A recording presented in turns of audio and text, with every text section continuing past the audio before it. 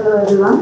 We are starting the session on new global marketplace, economy, power, trade wars and cooperation. For this session, the speakers are Anu Trigunya, President, Millennium India International Chamber of Commerce, Industry and Agriculture, India; Pramod Jaiswal, Research Director, Nepal Institute for International Cooperation and Engagement, Nepal; Suparna Pathak, Associate Professor and Director of the Center for Northeast Asian Studies, Open Journal University, India; Sutikon Kenkau, Advisor, PhD Research Institute, Thailand. I would like to welcome the speakers to take their seats and start the conversation. Thank you.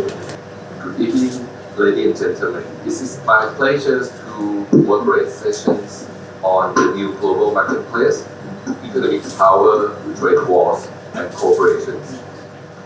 Before the start of our discussion, may I introduce to you our panelists. First,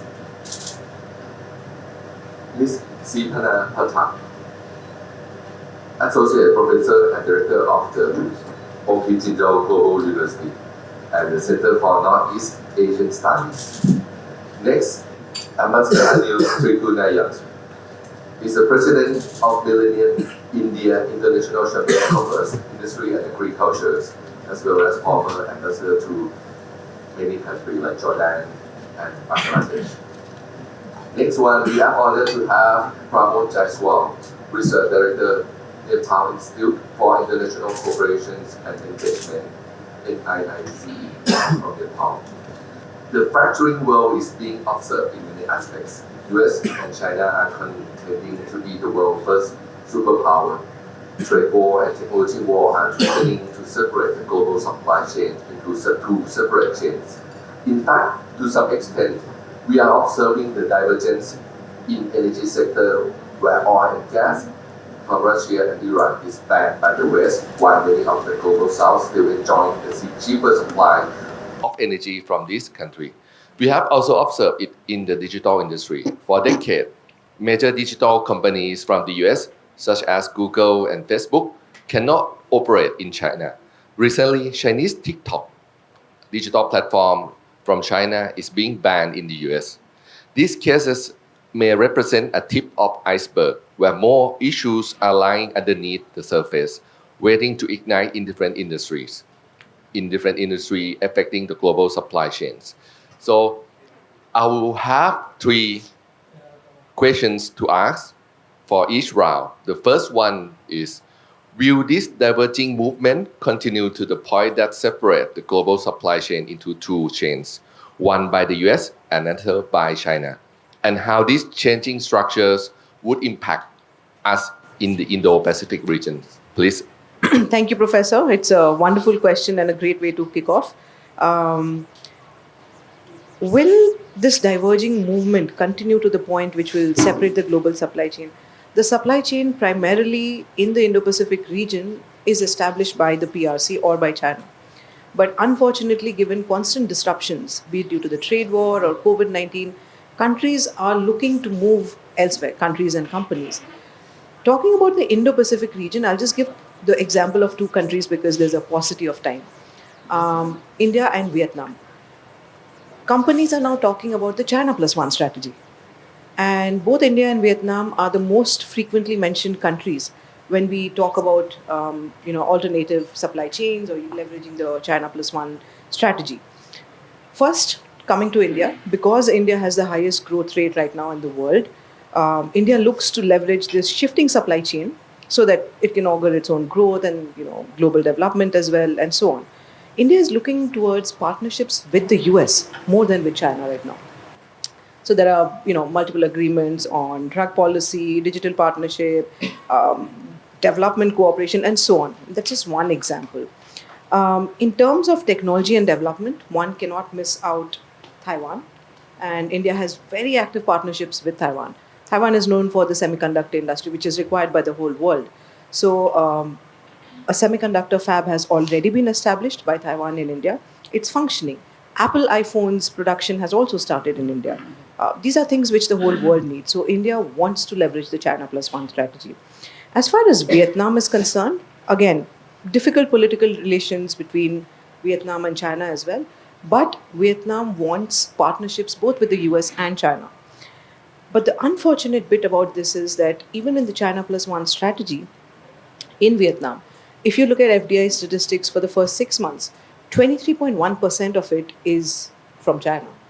So China is seeking to route its production through Vietnam because US and European Union have slapped a lot of tariffs and so on.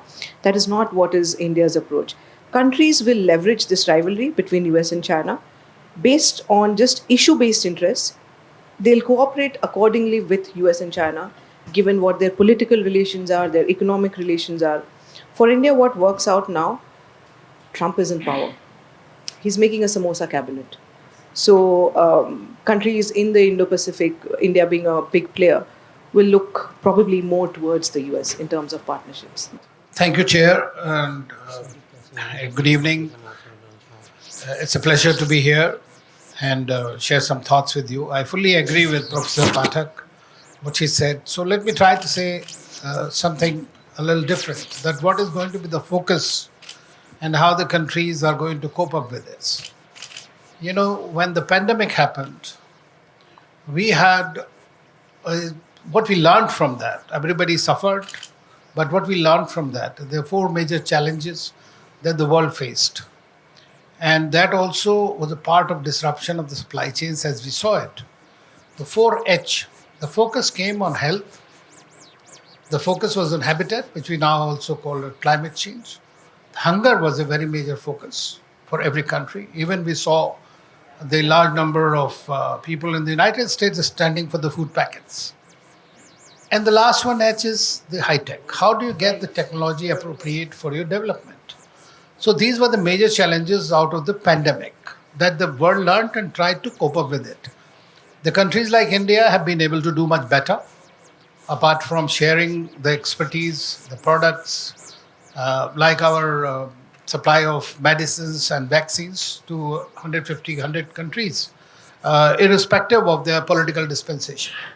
Then you come to Russia-Ukraine war, which is also again a very major war. This war is still going on, and we don't know how soon it's going to end, but it has impacted the whole world. The energy security, the food security. But what it has taught you and showed you is I put it as weaponization of 4F. Correct. The weaponization of the financial instruments, which is going to define the way the new world order will come about. Because we are already looking at, as far as BRICS is concerned, trying to come up with its own currency. Alternate currency mechanisms have begun. The sanctions, unilateral sanctions, have started disrupting the supply chains also at some end. So we have to look at from that point of view. Then that weaponization of financial instruments against Russia led to the weaponization of food, fertilizer, and fuel. And that's what we are worried about. The whole world has been impacted, countries like India, which one of the largest importers. And so what have the other countries who are reasonably good and better? What have they done? Let's look at the Middle East. The Middle Eastern countries started working on an Act East policy. Means looking at their markets. Markets are China, India, Japan, South Korea, mainly for them. So they took a middle position on these wars. Then you have the Middle East war. This Middle East war, apart from causing a tremendous civilian casualties and problems, what we learned from it, that the disruption, defiance of the international law as it stands today, and then destruction. Now the worst of all these is the defiance of the international law or international rules as we call it. And that is also happening with the connivance of their benefactors, and they are able to get away with it. So these are very important things that are going to define the way the new world order will eventually emerge, and the technology will be the defining factor. I don't look at the simple markets or others as being there. 10 years, 20 years from now, if you had seen, we didn't know the mobile phones so much. Today, we can't live without the mobile phones. So technology has taken over. It's going with the artificial intelligence driven industrial revolution. China is already investing a huge deal and want to have a parity, both economic and technological, with the United States. And the US's worry is not that, but it is technology denial to the Chinese. So sometimes that works well for the country which is denied. India has suffered from it earlier, and I think that we are also once again going through our own self-reliance policy, Atmanirbhar as we call it. And so we are developing our own supply chains, be a part of the supply chains. For us, Quad or BRICS, we are partner in both. They are both opportunities for us. The Quad India is the one which is looking at the critical technologies, critical minerals, and others. So we are focusing more on the economic dimension, technological dimension of it. Likewise, in the BRICS, we are looking at our partners, having diversifying it. So I don't see that we are going to have a bipolar kind of a world in the economic sense. Geopolitically, it might as well be there, and that's how I look at the Cold War 2.0. That geopolitically, you might have a Chinese pole and the US pole, but there will be a multipolarity in the geoeconomics of the game. There will be many players, multilaterals, minilaterals that will be playing out. Thank you, Ambassador Anil. I think you have a good point. I mean, it's not going to be like two polar world for economic sense and for geopolitical sense. I mean, India is developing your own self-reliance on technology, on various supply chain as well. Yeah, that's very good point. And our next speaker, Pramod, please enlighten us on your point. Thank you, Dr. Sitahan. I'd like to continue from where Dr. Siparna Pathak and Ambassador Tignath mentioned that due to disruption of supply chains during COVID and all those that was Ukraine war and all, initiated this issue. Let me explain that through a few examples. Let me take the case of Nepal. Before COVID, we used to rely on China. We signed China's BRI in 2017, and then we had a number of initiatives from India through BIMSTEC.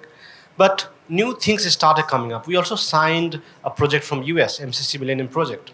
Now, Nepal, which was a bit reluctant to engage with US, started coming strongly. Nepal started showing interest on Indo-Pacific strategy. Nepal started to build a different narrative, like we are working on that project. Like, Nepal claims that it's a part of Indo-Pacific, it's in the Indo-Pacific region and maritime concerns are important for us. We started mentioning that Nepal is a virtual maritime country. We have open border with India. So when we have open border with India, our security border ends at Indian Ocean. So all those development that takes in the Indian Ocean are concerned for us. So Nepal started showing its interest in Indo-Pacific waters. We started look east or eastern part of the continent. So those new initiatives Nepal started to engage. I mean, the current Prime Minister, he started a visit from Vietnam, Cambodia. These are the countries he started visiting. Second factor, one, like when Nepal claims that it's a part of a maritime country, virtual borders, Nepal also believes that through BIMSTEC it have access to Indo-Pacific region, or you can say Bay of Bengal region. Legally also Nepal have access to that region. Third, Nepal also realizes that there is intense competition between Indo-Pacific water and the Himalayas. When India started to engage with US, Quad, and when India started to move in that direction, China started to read it as an act to challenge them. So number of border stand-ups started emerging in India, Doklam, Ladakh, and many issues. So that clearly states that the competition of India and China in Indo-Pacific water will have reflection on the Himalayas. More competition in water, more competition will reflect on the Himalayas. So all these forced countries like Nepal to think over that maybe we should also be part of alternative strategies like Indo-Pacific economic framework. So countries now these days are looking for all kind of alternatives. They're not relying on one factor. Second, these kind of these are based on economic calculation. These are not ideological. Not that you are a communist country and you look at China, or you're a Democrat, you look at other countries. And where does it's purely economic calculation. I'll give you examples. Who are the largest trading partner of China? It's US, it's Japan, Australia, India, European Union. And they don't have very good relations. So countries started questioning that if those countries which do not enjoy very good relations can have a deep trade, higher trade, why can't countries like Nepal, Bangladesh, and other can have trade with China? So these are all based on alternative economic calculations. Tomorrow, if Indo-Pacific economic framework can come with better options, people will go for that. But again, just because you believe in certain ideology, I think on this, they'll not divert their supply chains. Second, what is going to impact on? As I said, there'll be intense competition between different supply chains or different geopolitical actors. As Ambassador said that it will be based on like multipolar kind of architecture will emerge, and all based on economic principles, not like geopolitical calculations. Thank you. Thank you, Pramod. The second questions I would like to build on worst case scenario.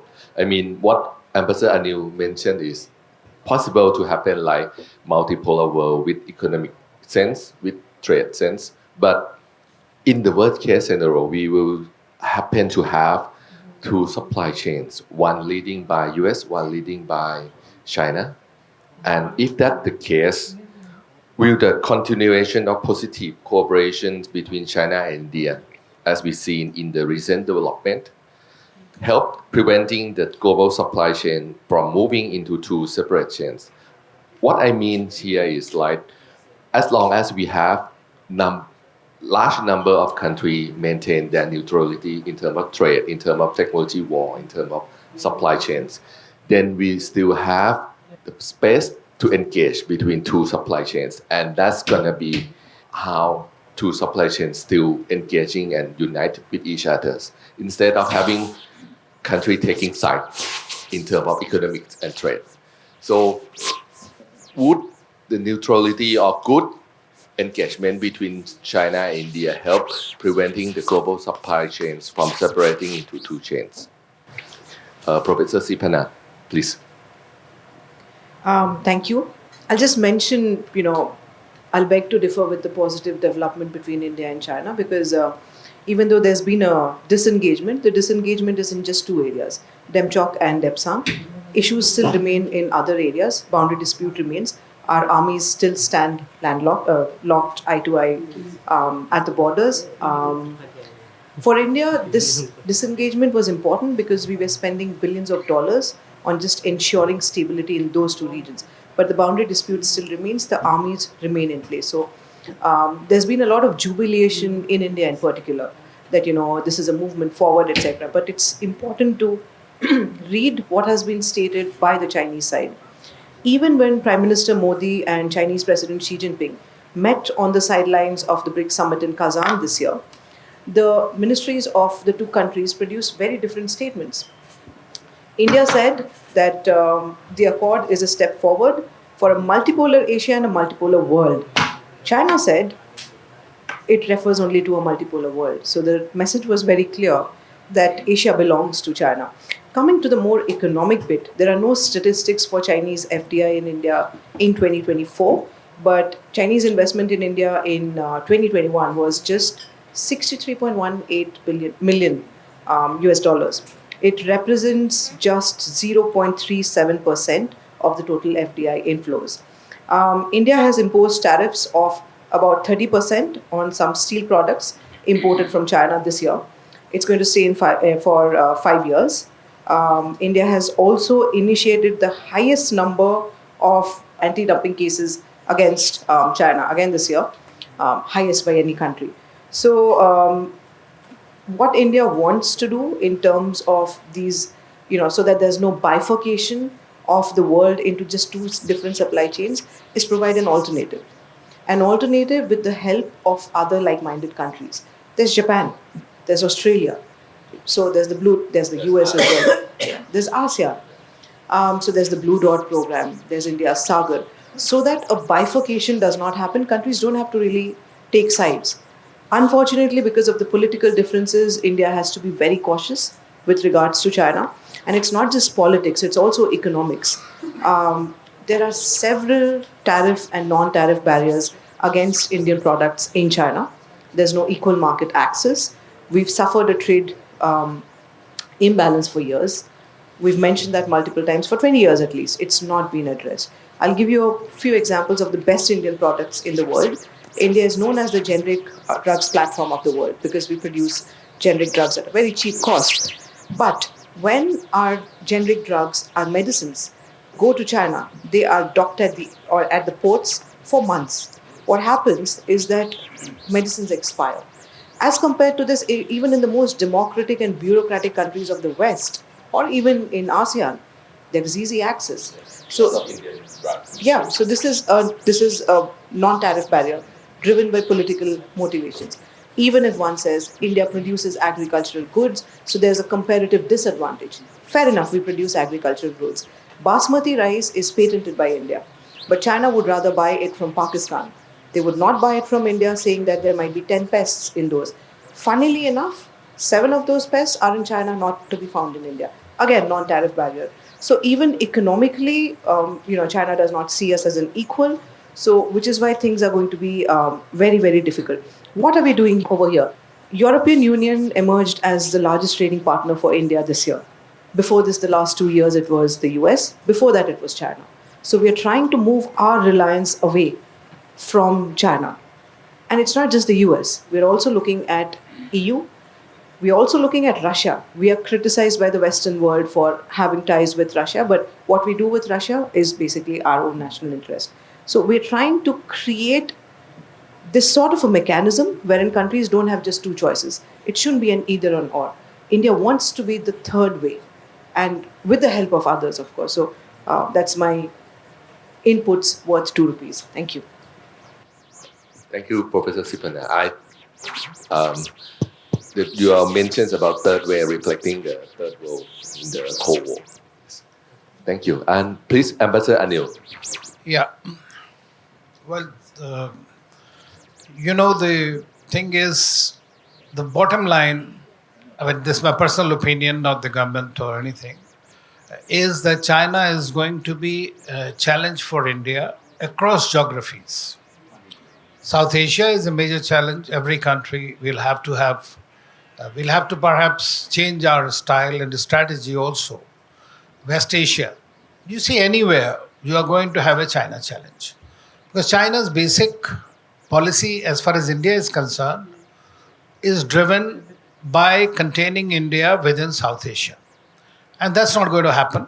Today, Chinese economy is under stress, whereas Indian economy is the fastest growing, largest economy in the world. And by 2027, we will become the third largest economy. Today already we are the third by purchasing power parity. But we still believe in dialogue and diplomacy. So despite the 2020 Galwan crisis, we had eyeball to eyeball confrontation with China across the border. And the Chinese understood that they are not going to get away with India like this. And therefore, what Professor Suparna also mentioned about the whole thing is that we had discussions across various platforms. Our ministers met, our national security advisors met. We are the two biggest countries in the region, and the largest neighbor for us is also China. Problematic one, but we deal with them. At the same time, we also are developing other important relationships, but they are not confrontational relationships. They are complementary relationships according to our national interest and overall global interest. Because you might have heard about this word called Vasudhaiv Kutumbakam. The world is one family. Even when we had the presidency of G20, India followed this policy of one earth, one family, one future for the whole world. Basically, we are not thinking in terms of only ourselves, but any country and every country, its own self-interest, national interest is supreme. And that is the primary objective of any foreign policy.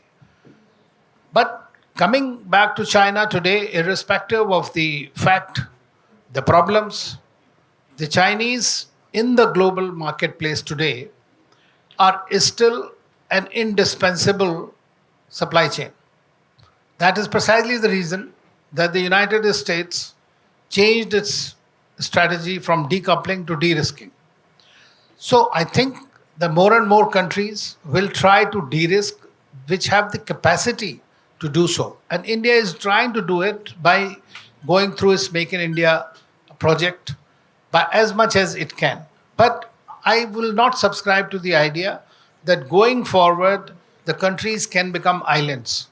No country is going to be island. We will have to depend on one another over others. So fundamental tenet of India's foreign policy until 2020, and I think going forward will be competition with cooperation.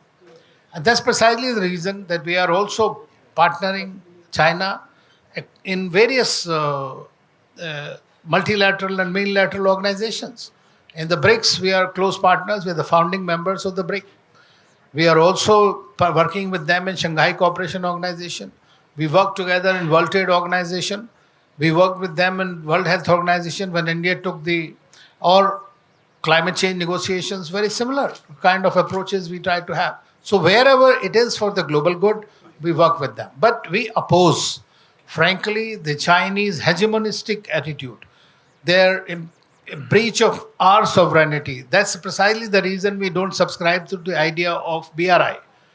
But India is also coming up with its own supply chains. We have recently come up with a new corridor, which unfortunately, due to the Middle East crisis, has been slightly on the back burner. But India, Middle East, Europe corridor. We are working with Russia and Iran on the North-South transport corridor. We had to develop Chabahar port. We are taking much more. So when you become an economic power, there is going to be a geo-economic competition. We cannot deny that. When China came up with this string of pearls strategy, we had to counter it with Sagar. But there is a essential difference. When we say Sagar, it is not impinging on anybody or any country's thing. It means that security and growth for all in the region. So there is a principal difference in our approaches we do not consider everybody as a simple client. We consider them as partners and trusted partners, and what is good for the people of a country or a region. That's what is our approach. So I think going forward, it will be a collaboration, there will be conflicts, and there will also be contestations for geo-economic space among major countries. Thank you, Ambassador Anil. Please promote. I think I'll add, I have nothing more to add with what Ambassador Trigunath said. I think both the countries will have cooperation, conflict, and contestations because both India and China aspire to be global powers, so there'll be intense geopolitical competition, economic competition. That will have, I think, huge pressure on the small states. I mean, both India and China are going to exert huge pressure on smaller states like Nepal, Bangladesh, and others. Obviously, we hope that there is cooperation between India and China, but that is hope, that is desire. But it's a distant dream, which is difficult to fulfill. A few years ago, when India and China had cooperation, we used to think that, okay, maybe Nepal can go for India, China, Nepal trilateral cooperation. But now no one talks about it because it's almost like impossible. So I think this is what we expect at the moment. Like, we hope that there is a cooperation between India and China. The small states desire for that because that will benefit economically, but it's not possible because, as I said, there is going to be intense economic and political competition because both aspire to be a global power in the long run. So both are clear that they have to mark their day today. Thank you. Thank you, Pramod. Here's come the last round of questions. How can nations in the Indo-Pacific regions benefit from these rising tensions between two economic superpowers, and how you can less impact on these tensions? Please, Professor Sipana. Again, countries will just base their choices on their own interest areas. Just talking about ASEAN, even in the South China Sea / West Philippine Sea, there are multiple disputes which ASEAN countries have with China. But then yet you see great economic, trading blocks, BRI exists. Philippines is an outlier right now because it's like a David and Goliath story. India has sold the BrahMos missile to Philippines. India is positioning itself as a net security provider. Indonesia, there are rumblings that Indonesia also might want the BrahMos missiles from India. There have been some requests from certain Latin American countries as well. So India is a latecomer in the race, but there is a third option. Talking about trade, again, going back to ASEAN, the volume of trade has just increased over the years. We didn't start as early as China did. We don't have as much deep pockets as China does, but it's a better late than never. With Indonesia, again, Indonesia is is the largest trading partner for India, and the trade is only increasing. With Vietnam, 9 agreements were signed this year, all on emerging sectors. So India is trying to identify what are the newer arenas. If you just look at the last 1 month, there's been a flurry of visits to India from Western as well as Southeast Asian leaders. And everyone, all these countries want to leverage the potentials which India have. There are some things in which India and China are taking off at the same time. Green hydrogen, for example, because now we are talking about climate change and addressing them. This is one arena wherein we are starting out together, and India has a bit of an advantage over here. So maybe, what countries can do is identify where can we cooperate with each country. If China works out for them, fair enough. US works out, fair enough. India will provide a third way out. If India works out, then sure, why not? Japan and South Korea, they do things very silently. They've trusted India from the 1990s onwards, so much so that Samsung, Hyundai, Honda, these have become our household names and they've invested a lot. That's something which India also wants to emulate, which is why it doesn't create that much of a noise as much China does. There are these multiple options. So countries can choose. It does not have to be an either or situation. So that, there's an equality in choices. That's a truly multipolar world. Thank you very much, Professor Sipana. It's very good conclusions. Yes, India is a third way out for everyone. Yeah. Yeah, I fully endorse what Professor Siripanna said in this. I would say that in a maximalist kind of a scenario, if we were to look at it, uh, if there is, and a lot will depend on the outcome of the Russia-Ukraine war. I think because that will define the new world order. It's already begun to. Some people say we are already into hot war 3, World War 3.0. But in any case, Cold War 2.0 is going to be quite a reality in that sense. So we need to prepare for it. You see, in diplomacy, it's always good to work at the worst case scenario and begin for the best case scenario. So not that best to worst. So that you are well prepared and better prepared for that. For every country, you will have to look for its own interests. There are bigger challenges. The challenges are climate change. There is a terrorism challenge which is across. So there is developmental challenges for the world. Because of all these wars, these countries in the global south or developing countries, or it is called the world majority, a new word has come for global south now. Now, in that, those countries have suffered, including ours here in South Asia, in an unprecedented manner. So, nobody is bothered about your developmental aspirations. There are a lot of talk, but there is no money on the table. So, that's why the SDGs, so called SDGs, have never been fulfilled and unlikely to be fulfilled. So, who's going to raise that voice? And that's what countries like India are trying to do that on a global scale. So I may sound a bit pompous in this, but it is my personal opinion that if you have a geopolitically defined Cold War 2.0 scenario in which China would lead one of the camps, the US would lead the other camp, where would India stand? I personally feel that India will not go with either. We all believe in strategic autonomy, means our own self-interest, national interest. All countries which are in the global south are looking to have their own voice, exercise their own choices, their own expertise, and develop their own manpower to do the things for themselves with the help of friends.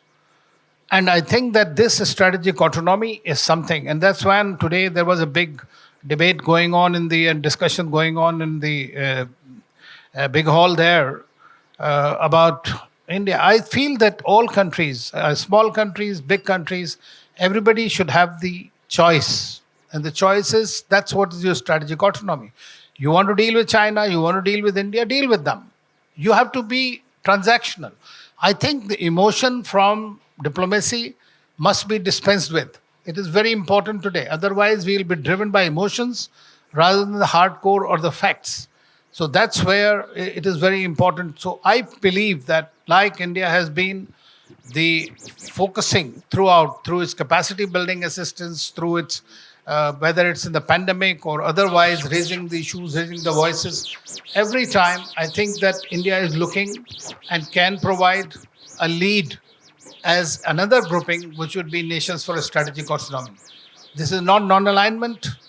This is multi-alignment for every country, and therefore you can have an additionality, another platform to work with closely going forward.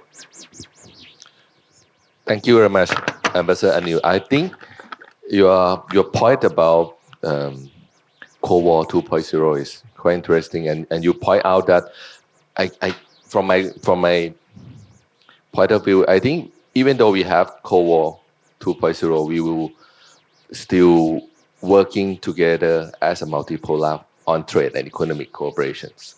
Thank you. I think if there is intense competition, can be very risky. But if there is like fair competition on economic front, sometimes it has opportunities. It provide options. So, but again, as I said, if it is very intense competition, it can be very risky because we might miss those opportunities. Let me take an example of Nepal again, like which can be a case in the South Asia. Nepal signed BRI.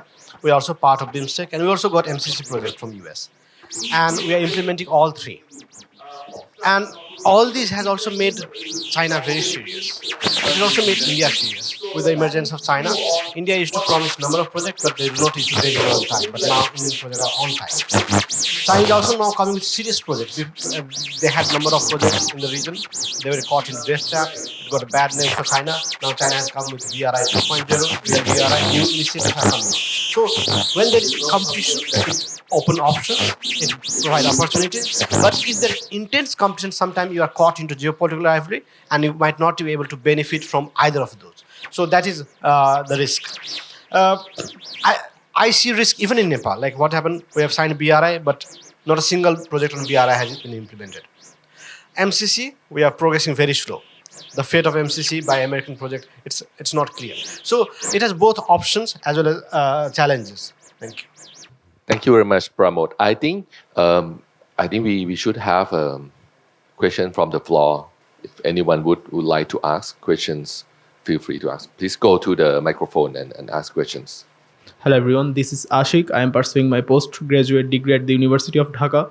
My question is, India has technologically flourished over the years, but still in terms of raw materials of technology, it has a huge dependency on China. So now we are going to see that Trump is going to take place, Trump 2.0 is going to take place in the United States. So will India divert its dependency in terms of technological materials from China to USA and as a part of their technological development? Thank you so much. It's a very interesting and wonderful question. Yes, Indian technology has flourished, but there's a huge dependence on China. I would beg to differ with that. We were the first country to ban TikTok because it's a malicious app, and then we banned 500 more apps because they're all malicious. There's also a lot of embezzlement and cheating using apps, which the whole world is taking cognizance of now. We did it way back in 2020 itself. We don't have a technological dependence. Back in 2019, there were lots of agreements, technological agreements between India and China because it wasn't seen as big as a threat as we see it as now. But since 2020, all of these have been stalled.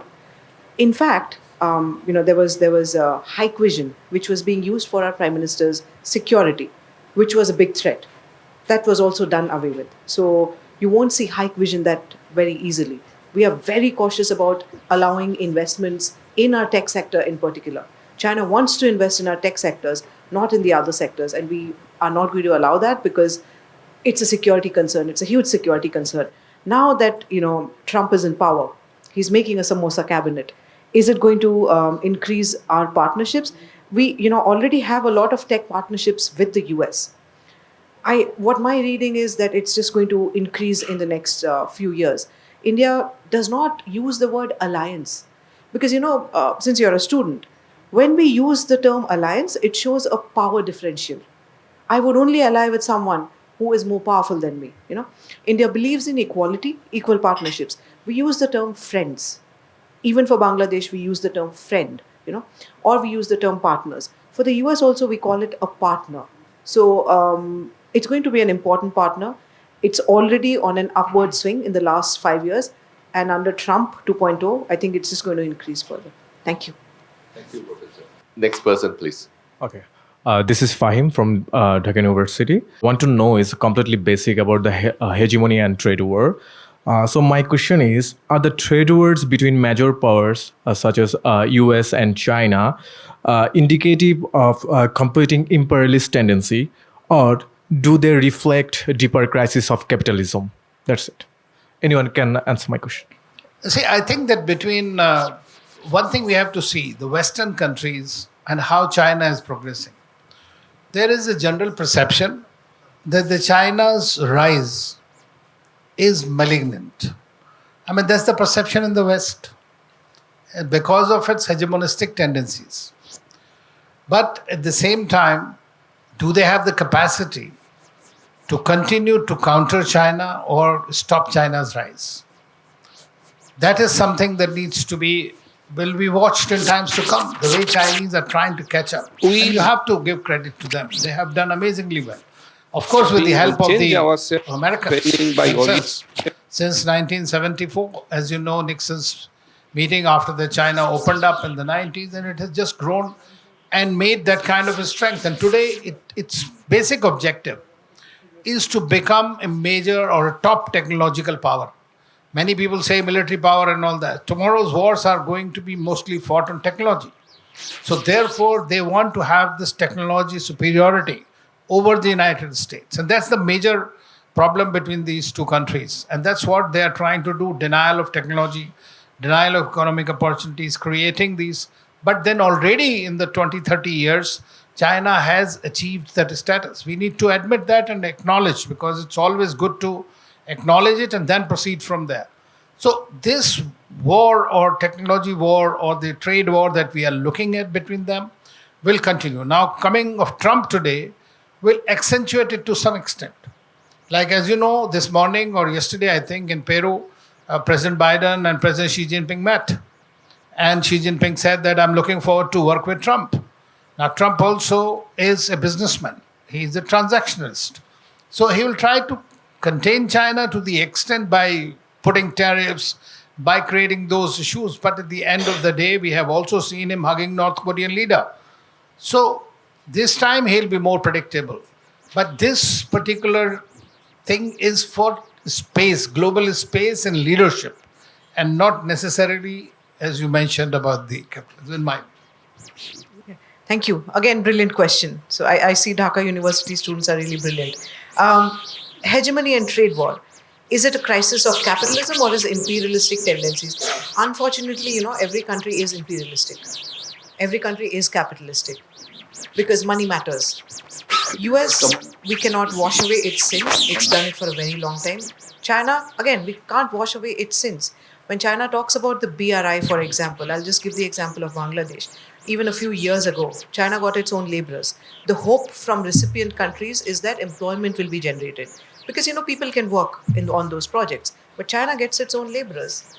Very capitalistic and very smart, does not respect local laws. I remember there were police cases filed in Bangladesh, in Dhaka, I believe, against, the killing of a Bangladeshi laborer by a Chinese. Right? Every country, be it US or China, is capitalistic. It will think of business first. You also need to understand, like Sir already said, Trump is a transactionalist. He's going to start 10% tariffs on India also. But 60%, he said 60% on China. What will India do? We will leverage it. 10% is better than 60%, of course, right? Again, coming to China, wealth is a very important facet of Chinese culture. During the Chinese New Year, during the Spring Festival, you will see the character Fu, which means wealth. So that's how deeply ingrained it is. US has always been capitalistic, which is why there was the Cold War, and it was on the capitalist side. China says it's had socialism with Chinese characteristics, but for all purposes, it's capitalism with Chinese characteristics. It's only the leadership which is socialistic, and there's a one-party system, and so on. But then wherever it goes, especially within South Asia, in Sri Lanka, there's a huge debt trap. Sri Lanka had to lease out the Hambantota port for 99 years. We use the term lease, but who's going to live for 99 years? Not me, definitely. You know, so for all purposes, it's just China's. It's gotten in territory. You know, there are rumblings that our other neighbors will also fall into the debt trap. Pakistan being the prime example. So all countries are capitalistic. What would be the smart thing for countries to do? Find out, respect your own laws, find out where you can leverage before getting leveraged by the others, leverage the others. There will be opportunities with the US, there'll be opportunities with China. For us, political differences are there with China, so it's a whole ball game, different ball game.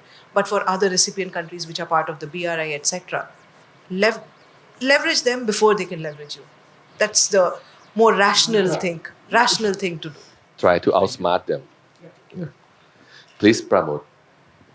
I'll just add few things. Like for example, how do China engage around the world? They first go for trade, then they go for investment, then they want to securitize those investment. They go for defense cooperation, and they go for political advice. They'll start telling the political parties, you should develop like this, you should control your country like this and all. Now, what did British do? They did the same thing. They first came as a trader in South Asia, and they end up being a ruler. So every country have similar tendencies. Only the type of, you say there was imperialism, the new imperialism. There will be another word for imperialism. So only neocolonialism. So only the pattern will change. In the past, British came themselves. Now Chinese will not come themselves. They'll send their own representative from Bangladesh. You'll be, some of us will be representative serving Chinese interests. So that is how new form of imperialism are there. Second, now can we contain China? Economic containment. I think it's challenging. I'll give you example. The superpower of US. I mean, I think there are three major shocks in US history. First was 9/11. I mean, Americans used to think that no country in this world can even touch them. Forget about Russia. If Russia and China come together, we can deal with that. But one fine morning, one person who 99.999% American didn't know attacked them without investment in such a way that no country in this world could really touch them. Can any country kill 8 Americans today? No. But thousands were killed. That was the biggest attack on China's psyche, US psyche, that no country can touch them. That was a big, that is the first decline of US. Second was that they fought for 20 years. With whom? Not Vietnam. Vietnam was supported by Russia. Proxy war were there. In Afghanistan, there was not a single country supporting Taliban. Rather, everyone is supporting Afghanistan government or NATO forces or US directly, indirectly. India was giving clothes, Chinese were giving boots, not soldiers. They had no intelligence, they had no all the training, they had no nothing. But they fought for 20 years and they had to exit. Again, empty-handed. That was the second decline of the US, where US used to claim that we are superpower, militarily power. So one was on the psyche, second was on their might. Third, in this whole process, when America was still known as the richest country, China emerged as a power, as economic power. Again, we all know that how they come with Indo-Pacific, because within 7-10 years, China got huge number of warships and all. So in terms of military, in terms of China came as a threat. So I think in American psyche, they don't have now the capacity to challenge China. So they're not forming alliances. So if US come with the alliances, it's possible. But if US want to contain China unilaterally, I think it's almost impossible, because we see a decline of US. Now, third, on technological front, there is a report by ASPI, Australia Strategic Policy Institute, which says that out of 43 critical technologies, China is behind US only in 7. Out of 43. Again, 7, in only 1 or 2, US has a mild edge. Means like maybe in few years, China can overtake. In 5 or 6, there's only low kind of, US is better just by a slight, they're better slightly. So maybe in 5 years, China can take over, or they can lead. So there are only 1 or 2 technology that China is still behind. So technologically, I think China is, and it's a reality. We heard about during 1990s that there is a Chinese economy collapsing and all. We don't see that, right? So I think I personally don't see that China is lagging behind. So that is opportunity as well. That's why countries are looking for options. India is engaging. And again, like, what should country do? I think we can do like Chinese. What Chinese did, they had the worst of the enemies, US, and they engaged with the US. They got China's best university had engagement with the American universities. Go to Tsinghua, Peking, and all. They were taking Chinese technologies and all. We should do that. So I think there's no harm in taking economic, and country will go for that. Why? Because there is intense competition on every government. Today, every government has intense competition to deliver, and deliver means road, technology, advancement, because the desire and dreams of people, youth, are very challenging for every country. Today, if a new iPhone is launched in US, simultaneously you can watch it live, and now you can have that dream. It was not there 50 years ago or 20 years ago. Now the desire, dreams, and aspiration of youth around the world is rising at the same time. If today Americans want to have a new iPhone, Bangladeshi also want to have a new iPhone, and everyone want to have that. If there's new Ferrari, everyone want to have. So every government has intense pressure to deliver, and that delivery is in terms of economic development. So I think on economic front there should be intense competition, and country will engage, and I think every country should engage. The region, because China is doing that, America is doing that, why can't we do that? Thank you. One last point I want to add just before we close. The countries in South Asia, for example, as has been made out, you are in a very good space today. The kind of transactional possibility of leveraging one against the other you have was never existed before. So I think one should make best use of it. Thank you. From my listening to Pramod, I think it reminds me of one fact, that actually the rise of China or India is not abnormal. It's like what the world have been for the past 1,000 years. I mean, India, China, before the colonialism, before the industrial revolution, contribute like more than half of the global output. And what's happening now is like getting the world back to what it has been before, like the rise of China, the rise of India, the rise of Asia. And one important thing is from what happened during that times is China and India never practiced imperialism or colonialism. You see what I mean, right? They never invade outside their country. They never colonize anyone. So this may be a good sign as well, that we're going back to normal, but the lead may be by India and China, who never like to colonize anyone. Yes, because they're big enough. Yeah. So maybe next question, please. This is Javad Hayrania from Middle Eastern Studies of Center of Iran. My question is from Ambassador Anil. Some in Iran believe that by joining of India to IMEC corridor, the European branch of North-South corridor is not important for India. And just India see this corridor to connecting Central Asia. What do you think about this? I would like to say that corridors have a certain strategic value, but at the same time, that's just one of the alternatives. BRI is an alternative. International North-South Transport Corridor is an alternative. Eastern Corridor is another alternative. Likewise, India has tried to work on the India, UAE, Saudi Arabia, Jordan, Israel, and Greece. That's called IMEC corridor, European corridor. So it is reaching the destination, because see, it will all depend on the competitiveness of each of these objects. That is not to say that for us, the strategic importance of the North-South Transport Corridor, because I've been involved from this INSTC from day one 20 years ago, when the first time it was signed in Moscow. I was there. And I can tell you that there is a great investment. And today my Prime Minister said more than that, nothing is important. We have been talking to our Iranian friends. Chabahar Port now we have got for 10 years management. And we are investing $250 million more in Chabahar Port. It is, so for us, Afghanistan is very important.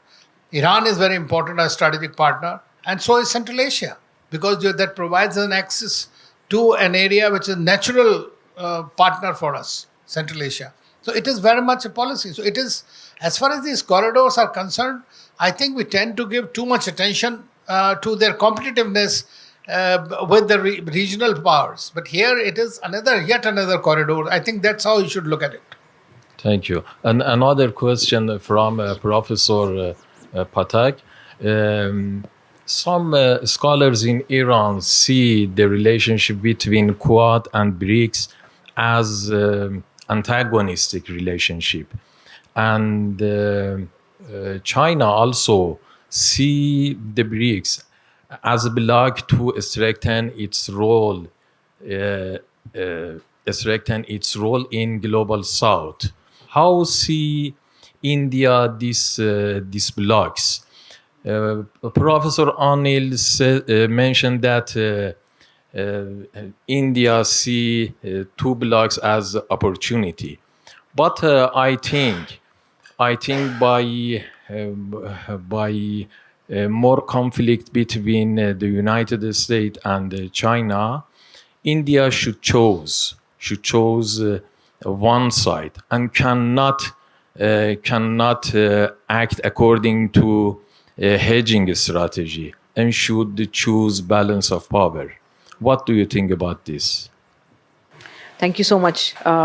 Difficult question, but very interesting one. India has to choose one side. It can't hedge, as you say. It's not just people in Iran who say this. A lot of Western commentators also say the same thing, that India has to choose a side. It cannot constantly be hedging between the two and choosing. For every country, sovereignty is important. Just the way China says their sovereignty is important, so is ours. So the ball is in China's court. We would want to cooperate. We've always tried the hand of cooperation. But China does not cooperate with us. It shows some semblance of cooperation, but then it moves back. It's always one step forward and two steps back. So our sovereignty is also important. BRICS. In 2001, Goldman Sachs had come up with this term BRIC. South Africa wasn't there back then because these countries were doing really well economically and so on. So back then in 2001, India and China didn't have problems as we have now. We fought many wars, but it wasn't the way that it is right now. So we joined it because, again, we believe in a multipolar world. We believe in cooperation. So, yes, sure, why not? But then things deteriorated, and now China and Russia want to showcase it as an anti West sort of thing. That doesn't work well for us. We don't want to make problems because someone has problems with some other countries. It is not our war. China has a problem with the US, let it deal with it. We know that China is strong enough, US is strong enough, let them fight it out. But it's not going to be our war. Why should we choose a side between the two of them? We are not getting anything out of them, but we can get things out of cooperation. Why Quad? Because again, the Indo-Pacific region is very important for us. 55% of our trade passes through that. We're the world's fastest growing economy right now. World Bank, IMF are all looking at India and have said that 8% growth rates is unprecedented right now. Can we do away with trade right now? We cannot do that. So Quad becomes important. Another thing, India tries to show the third way forward. Pramod had mentioned that earlier China used to, China has said a lot of things. India did not deliver on projects. But if you see in the last 10 years, we've delivered on each and every project that we have taken up.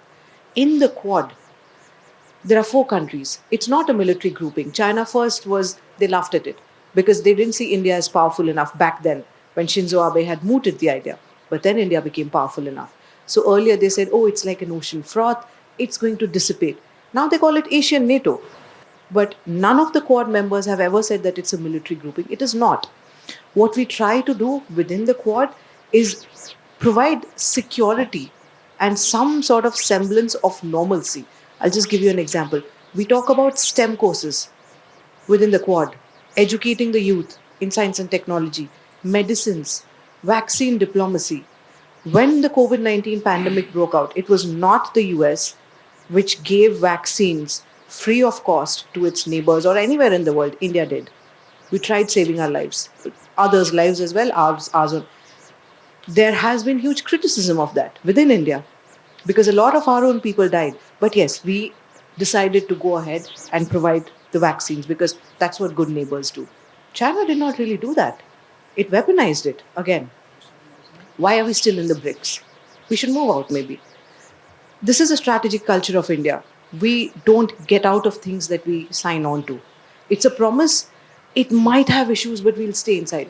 Just as an example, we are inside this room.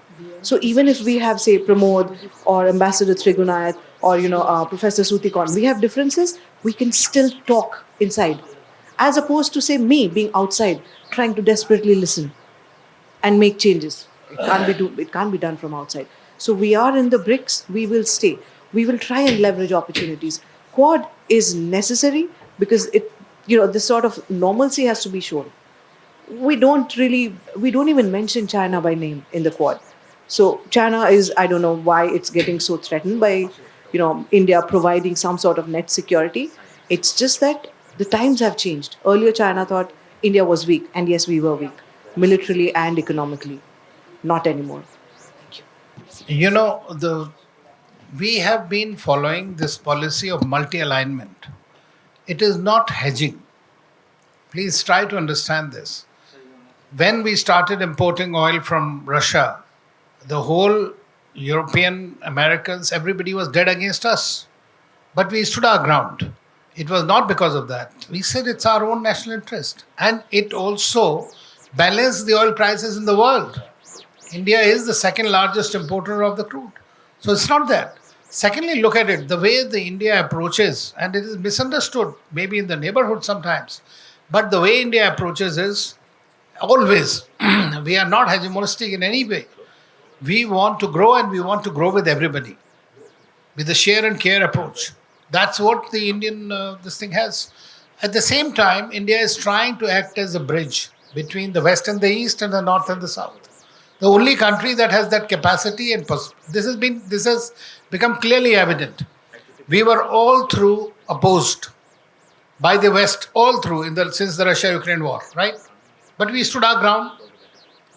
And today, they understand that India is one country which can play a role between Russia and Ukraine war. So they come out. There have to be some sane voices in the international discourse. And I'm afraid I'm not, because I'm no longer a diplomat, but I can tell you that is something that stands to us, our credit. Whether it was non-alignment, when we were the weakest, we stood for the rest of the world for decolonization. Today we stand.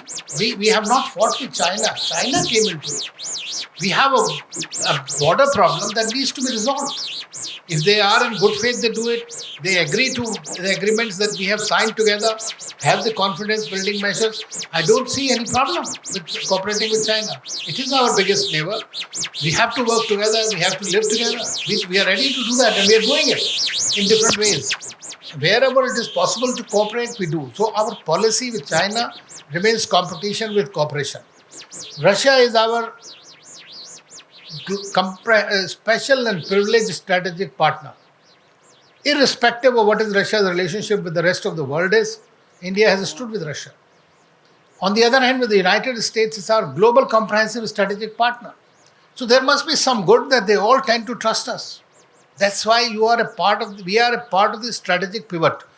Not we are trying to choose or just to take little advantage. And as I said in the beginning, the basic objective of every foreign policy of every country is to seek the maximum interest serving of their national interest. Your country does it, my country does it. That's very important. One observation I can put forward to you is we have the Cold War not turning into a hot war because we have lots of countries part of non-alignment, which India is part of it. So we're risking another Cold War right now, and the last thing we need is to have India choosing side. Any more questions, please? I am working in the energy sector of Bangladesh. Basically, I am an engineer. I just want to take this opportunity to remind us all about the incident that took place, the demonetization incident that took place in India probably during the November 2016, I think. I had the privilege to be in India during that phenomena. I want to know that should Bangladesh apply these tactics? I mean, the demonetization tactics under the current economic condition. What is your suggestion? Okay, Thank you. thank you. I think we have the last question from Apong, and then we have the answer together before we finish. Please, Apong. Yes, thank you, Apon, Center for Government Studies. My question is less about, I would say, countries, and a little bit more about corporations. I've seen this trend that countries, when they talk about global trade, it's usually from the vantage point of some mega corporations that country states are directly or indirectly sponsored. And whenever there is all these economic zones or corridors or all these benefits, they're all designed from the perspective of certain giant mega corporations. I was wondering what our esteemed panelists think about the future of global trade.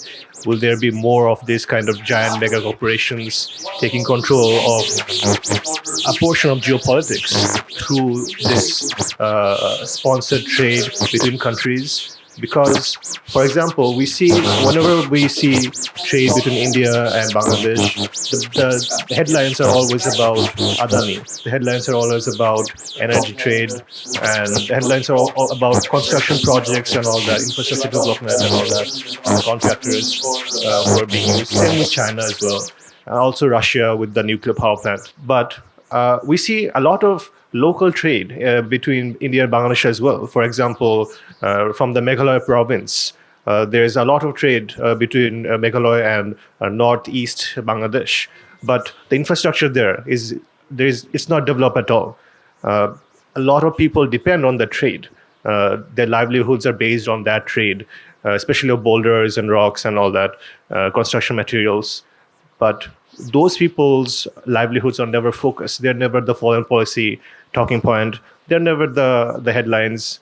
So I was wondering that will there be more of this corporate culture of the global marketplace, or will there be space for inclusion for all in the global marketplace of the future? Thank you. That was my question for the whole panel. Thank you, Apong, for the last question. So this is the last round. You can address one or two questions and maybe wrap up your point. So I'll answer the first question. It was on demonetization, right? Okay. So yeah, demonetization was a terrible, terrible pain for the common people because we had to stand in long queues, get the currency changed. But it was done for a strategic purpose. There was a lot of fake currency which was coming in from some enemy states, which was being used for terrorism. India has zero tolerance for terrorism. We've suffered long enough. So that needed to be done away with, which is why it was done.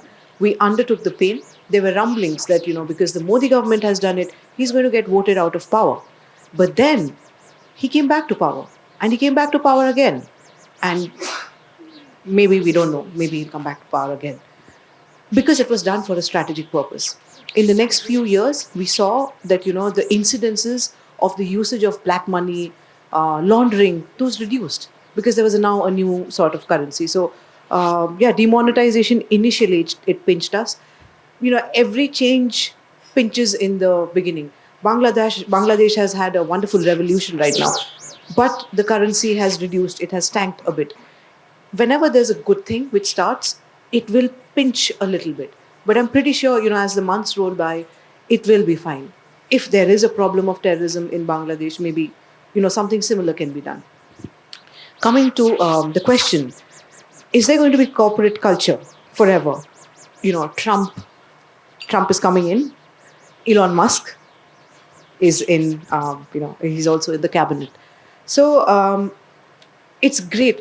Communism or socialism looks great on paper. And I wish we had a gender equal world, a classless society, and all of those things. But it has not succeeded in any part of the world. Even in Russia, it is driven by oligarchs. That has been the history. That's going to be the future. Adani's name keeps coming up. If not Adani, Pramod is my friend from my master's days. He's lived in India for a very long time. If we use the state sector, it's going to be really slow because it's more bureaucratic. So private companies would still perform faster. And yes, if there are of course issues, then it can be raised. You don't have to go to the government to complain, right? Because that takes a longer procedure because there are more protocols. You'll have to go and discuss with the Bangladeshi government. They'll have to reach out to India. That takes a longer process, which is why privatization helps. The whole world has privatized. We like it or might not really like it. It creates haves and have-nots, but that's really the reality. Coming about Northeast India, infrastructure is not developed there at all. Yes, unfortunately, infrastructure is not developed, but that also gives us an opportunity with Bangladesh. We have border hearts.